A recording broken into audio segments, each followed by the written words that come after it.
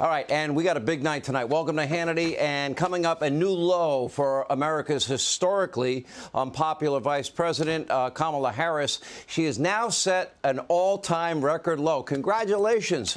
Also, the Bud Light executives, you know, the ones responsible for the company's woke partnership with trans influencer Dylan Mulvaney, they are no longer with the company. According to the Daily Caller, we have full details straight ahead. Also tonight, Democrats are trying to ban the one and only one good thing that New York City has: great pizza, all in the name of climate change. The only one thing that is halfway decent about this Adam Schiff hole. They can't do this to me. And later, one professor at Penn State, he is accusing his own university of labeling English language instruction as white supremacy. He'll join us. All right, but first, the walls are closing in on Merrick Garland's politicized and weaponized DOJ and the top Biden family syndicate protector. Yep. It's happening. We know that somebody is lying, and according to the New York Post, David Weiss, he was the U.S. attorney that was tasked with investigating Hunter Biden, told not one but 6 witnesses that his hands were completely and totally tied in regard to this investigation into Hunter and to Joe. IRS whistleblower Gary Shapley claims that Weiss said, quote, "I'm not the deciding official on whether charges are filed." That whistleblower, Gary Shapley, now is speaking out. Look at this from CBS. There were personal expenses that were taken as business expenses. Prostitutes, sex club memberships, hotel rooms for purported drug dealers. How much did Hunter Biden owe in taxes? So from 2014 to 2019, it was $2.2 million. I documented exactly what happened, and it doesn't seem to match what the Attorney General or the U.S. Attorney are saying today. There were certain investigative steps that we weren't allowed to take that could have led us to President Biden. And you wanted to take them? We needed to take them. And you weren't allowed to take them? That's correct. By the way, note to Hunter Biden, sex club initiation fees, they're not tax deductible. Even clubs you get thrown out of because you're a jackass, which happened.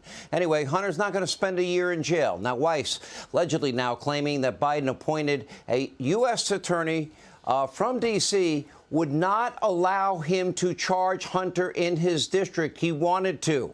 Weiss also allegedly says he was blocked from bringing charges in California by another Biden-appointed U.S. attorney. Ultimately, this refusal to prosecute meant that Hunter's tax crimes that are alleged from 2014 and 15, et cetera, stemming from his work with Burisma Holdings, the oil giant in Ukraine, would be excluded. That also meant that the statute of limitation, they were allowed to expire, enabling the DOJ to sanitize Hunter's charges. And according to the IRS whistleblower, and there's not just one, but the one you heard from, Weiss, quote, asked for a special counsel authority from the DOJ and Merrick Garland, but he was denied that authority. He said he had more power than a special counsel. Here's where things get very, very dicey for all involved. You see, Attorney General Merrick Garland is telling a much different story, and he told the story repeatedly. Take a look. Mr. Weiss, who was appointed by President Trump as the U.S. Attorney in Delaware and assigned this matter during the previous administration, would be permitted to continue his investigation and to make a decision to prosecute any way in which he wanted to, and in any district in which he wanted to. Mr. Weiss reportedly wanted to have powers you've conferred on special counsels. Was that request ever made? And if so, why did you reject it? It was not. The only person with authority to make somebody a special counsel or refuse to make somebody a special counsel is the Attorney General. Mr. Weiss never made that request to me. Can you explain the rationale for not appointing a special counsel in this case? Mr. Weiss had, in fact, more authority than a special counsel would have. He had and has complete authority, as I said, to bring a case anywhere he wants in his discretion. Does the Delaware U.S. Attorney lack independent charging authority over certain criminal allegations against the president's son outside of the District of Delaware? He would have to bring, if it's in another district, he would have to bring the case in another district. But as I said, I have promised to ensure that he's able to carry out his investigation and that he be able to run it. And if he needs to bring it in another jurisdiction, he will have full authority to do that. He was denied that full authority not once but twice. And as you can see, Garland continued to echo those exact same claims over and over again. Also, he included those claims in a testimony he made before Congress. Sworn testimony. So, was Merrick Garland lying under oath? In other words, did he commit perjury to protect the Biden family syndicate? Has the weaponization of Joe Biden's Department of Justice now finally caught up with all of them? Because now tonight we have 6 separate IRS witnesses, whistleblowers, that have documented Weiss's prosecutorial woes in real time. They also took contemporaneous notes in real time. By the way, they're not all lying. They were writing down what Weiss was saying. Yeah, this guy won't let me prosecute here. I can't go to California there. The exact opposite of what Merrick Garland was testifying to under oath. Now, think about it. Garland's DOJ just gifted Hunter Biden with one of the most generous sweetheart deals in history. If you don't believe me, ask Wesley Snipe. Ask others that have been charged with crimes that Hunter has been charged with but got 3-4 years in jail. This is a deal that kept Hunter out of jail, protected the big guy, Joe Biden, from facing any legal scrutiny.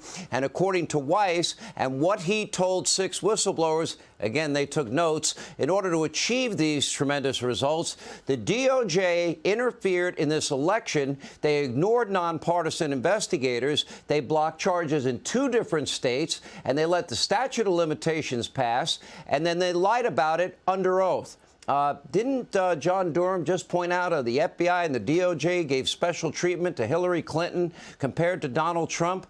The system in this country is corrupt.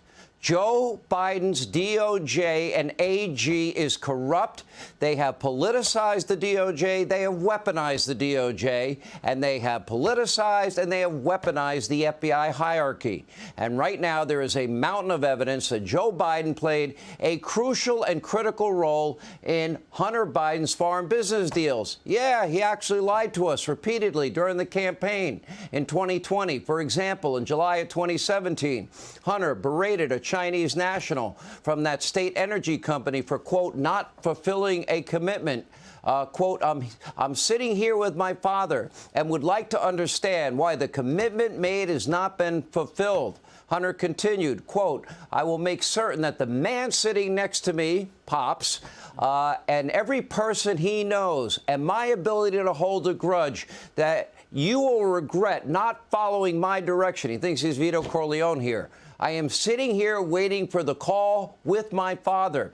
Then, lo and behold, on August 3rd, more demands from Hunter to another associate from this Chinese energy company. Quote, if you think this is about money, it's not. The Bidens, they are the best I know at doing exactly what the chairman wants from this partnership. Let's not quibble over peanuts. Biden's doing what the chairman wants. The chairman of a communist Chinese energy company? That doesn't exactly sound too good now, does it? And Joey's sitting right next to him. And get this, according to reports, the very next day, $100,000 magically was wired to a Hunter-related account. Then another $5 million was wired on August the 8th, a few days later. So what were the Bidens doing for this money besides trying to shake him down in their best Vito Corleone Godfather act that they possibly could put together? What did the chairman exactly expect for all of this? And just who is the chairman?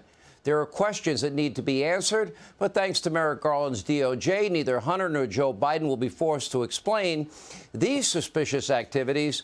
Quote, mission accomplished, right, Merrick Garland? It is imperative that Hunter's slap on the wrist plea deal, this must be stopped by this judge in this case immediately. The people in this country need to find the truth. We need to know if Weiss did in fact tell the truth to these 6 IRS whistleblowers that took contemporaneous notes, real time. It is imperative that if in fact all that happened, that Merrick Garland then be impeached by the Republicans in the House. Now, of course, since Biden pretends to be such an honorable man who knew nothing about Hunter's foreign business dealings, he can voluntarily answer questions about his involvement in these shady deals. He can explain why he appeared in pictures with Hunter's foreign business partners and why he met with all these foreign nationals inside and outside the White House, and why he lied repeatedly and lies to this day about all of it. But Joe Biden will never do that. He's not honest. He's not a decent person. He won't even acknowledge his 4-year-old granddaughter. The White House won't even list Hunter on their official visitor logs. By the way, even Obama did that. And sadly, the abusively corrupt, biased media in this country, the mob, they'll never hold Biden accountable. This show will.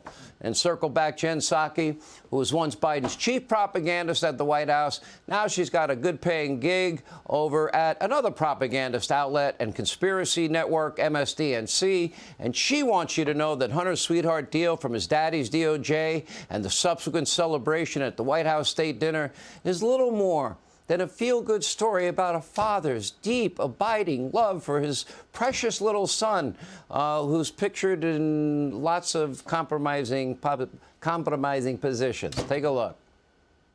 What we saw with Hunter appearing at the state dinner was, in my suspicion, was the president, his son wanted to come, so his son's going to come to the dinner. Was that optically easier for the White House and the White House communications team? Absolutely not. But I suspect that was more in the family circumstance of him wanting to come and wanting to the president wanting to show that he loves his son and he's standing by him. Hey, Sean Hannity here. Hey, click here to subscribe to Fox News YouTube page and catch our hottest interviews and most compelling analysis. You will not get it anywhere else.